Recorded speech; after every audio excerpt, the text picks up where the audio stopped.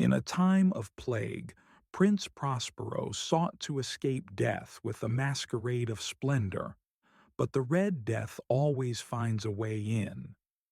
The Masque of the Red Death by Edgar Allan Poe.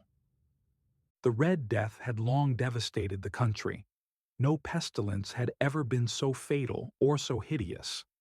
Blood was its avatar and its seal, the redness and the horror of blood. There were sharp pains and sudden dizziness, and then profuse bleeding at the pores with dissolution. The scarlet stains upon the body, and especially upon the face of the victim, were the pest ban which shut him out from the aid and from the sympathy of his fellow men, and the whole seizure, progress, and termination of the disease were the incidents of half an hour. But the Prince Prospero was happy and dauntless and sagacious. When his dominions were half depopulated, he summoned to his presence 1,000 hale and light-hearted friends from among the knights and dames of his court, and with these retired to the deep seclusion of one of his castellated abbeys. This was an extensive and magnificent structure, the creation of the prince's own eccentric yet august taste. A strong and lofty wall girdled it in. This wall had gates of iron. The courtiers, having entered, brought furnaces and massy hammers and welded the bolts. They resolved to leave means neither of ingress nor egress to the sudden impulses of despair or of frenzy from within. The abbey was amply provisioned. With such precautions, the courtiers might bid defiance to contagion. The external world could take care of itself. In the meantime, it was folly to grieve or to think. The prince had provided all the appliances of pleasure. There were buffoons, there were improvisatori, there were ballet dancers, there were musicians, there was beauty, there was wine. All these and security were within. Without was the Red Death. It was towards the close of the 5th or 6th month of his seclusion, and while the pestilence raged most furiously abroad, that the Prince Prospero entertained his 1,000 friends at a masked ball of the most unusual magnificence. It was a voluptuous scene, that masquerade. But first let me tell of the rooms in which it was held. These were 7, an imperial suite. In many palaces, however, such suites form a long and straight vista, while the folding doors slide back nearly to the walls on either hand, so that the view of the whole extent is scarcely impeded. Here the case was very different, as might have been expected from the Duke's love of the bizarre. The apartments were so irregularly disposed that the vision embraced but little more than one at a time. There was a sharp turn at every 20 or 30 yards, and at each turn a novel effect. To the right and left, in the middle of each wall, a tall and narrow Gothic window looked out upon a closed corridor which pursued the windings of the suite. These windows were of stained glass, whose color varied in accordance with the prevailing hue of the decorations of the chamber into which it opened. That at the eastern extremity was hung, for example, in blue, and vividly blue were its windows. The second chamber was purple in its ornaments and tapestries, and here the panes were purple. The third was green throughout, and so were the casements. The fourth was furnished and lighted with orange, the fifth with white, the sixth with violet. The 7th apartment was closely shrouded in black velvet tapestries that hung all over the ceiling and down the walls, falling in heavy folds upon a carpet of the same material and hue. But in this chamber only, the color of the windows failed to correspond with the decorations. The panes here were scarlet, a deep blood color. Now in no one of the 7 apartments was there any lamp or candelabrum, amid the profusion of golden ornaments that lay scattered to and fro or depended from the roof. There was no light of any kind emanating from lamp or candle within the suite of chambers.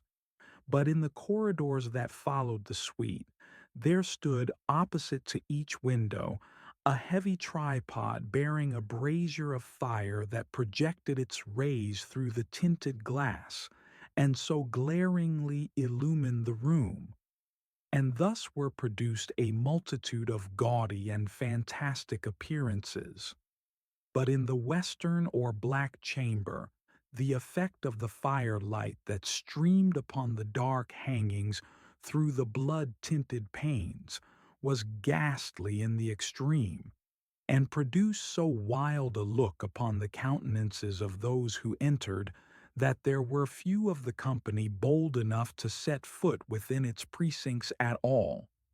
It was in this apartment also that there stood against the western wall a gigantic clock of ebony.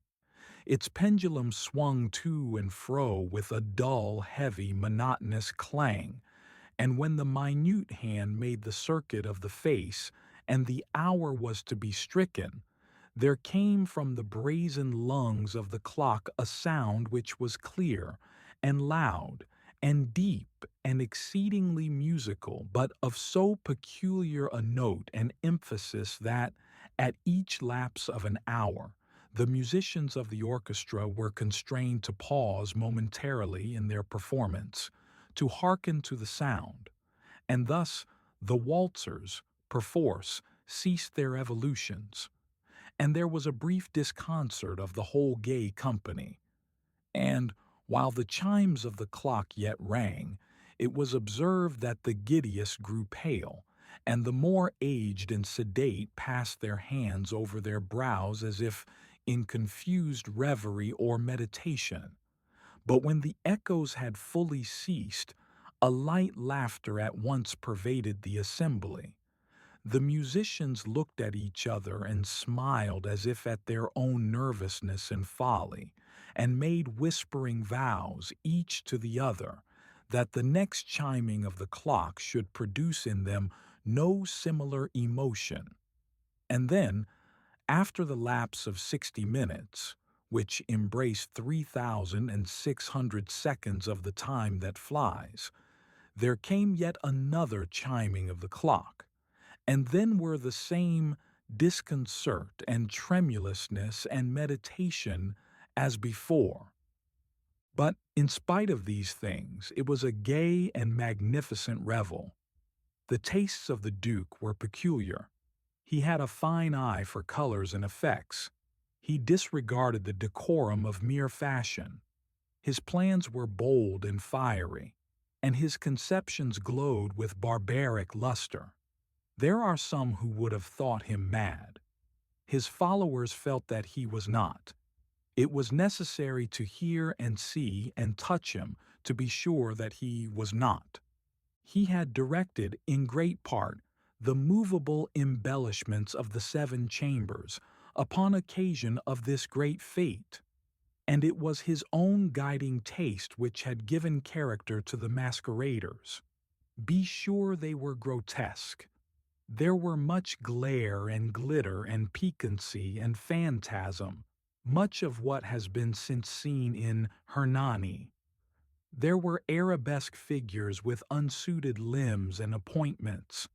There were delirious fancies such as the madman fashions. There was much of the beautiful, much of the wanton, much of the bizarre, something of the terrible, and not a little of that which might have excited disgust. To and fro in the 7 chambers there stalked, in fact, a multitude of dreams. And these, the dreams, writhed in and about, taking hue from the rooms, and causing the wild music of the orchestra to seem as the echo of their steps. And anon, there strikes the ebony clock which stands in the hall of the velvet. And then, for a moment, all is still, and all is silent save the voice of the clock. The dreams are stiff frozen as they stand, but the echoes of the chime die away. They have endured but an instant, and a light, half-subdued laughter floats after them as they depart. And now again the music swells, and the dreams live and writhe to and fro more merrily than ever, taking hue from the many-tinted windows through which stream the rays from the tripods. But to the chamber which lies most westwardly of the seven, there are now none of the maskers who venture, for the night is waning away, and there flows a ruddier light through the blood-colored panes, and the blackness of the sable drapery appalls. And to him whose foot falls upon the sable carpet, there comes from the near clock of ebony a muffled peal more solemnly emphatic than any which reaches their ears who indulge in the more remote gaieties of the other apartments. But these other apartments were densely crowded, and in them beat feverishly the heart of life, and the revel went whirlingly on, until at length there commenced the sounding of midnight upon the clock, and then the music ceased, as I have told, and the evolutions of the waltzers were quieted, and there was an uneasy cessation of all things as before. But now there were 12 strokes to be sounded by the bell of the clock, and thus it happened perhaps that more of thought crept, with more of time, into the meditations of the thoughtful among those who revelled. And thus too it happened perhaps that before the last echoes of the last chime had utterly sunk into silence, there were many individuals in the crowd who had found leisure to become aware of the presence of a masked figure which had arrested the attention of no single individual before. And the rumor of this new presence having spread itself whisperingly around, there arose at length from the whole company a buzz, or murmur, expressive of disapprobation and surprise, then, finally, of terror, of horror, and of disgust. In an assembly of phantasms such as I have painted, it may well be supposed that no ordinary appearance could have excited such sensation. In truth, the masquerade license of the night was nearly unlimited, but the figure in question had Heroded Herod, and gone beyond the bounds of even the prince's indefinite decorum.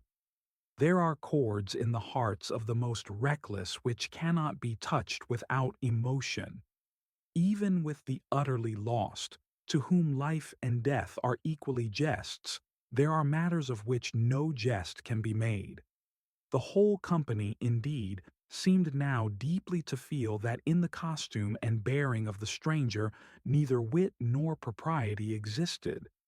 The figure was tall and gaunt, and shrouded from head to foot in the habiliments of the grave.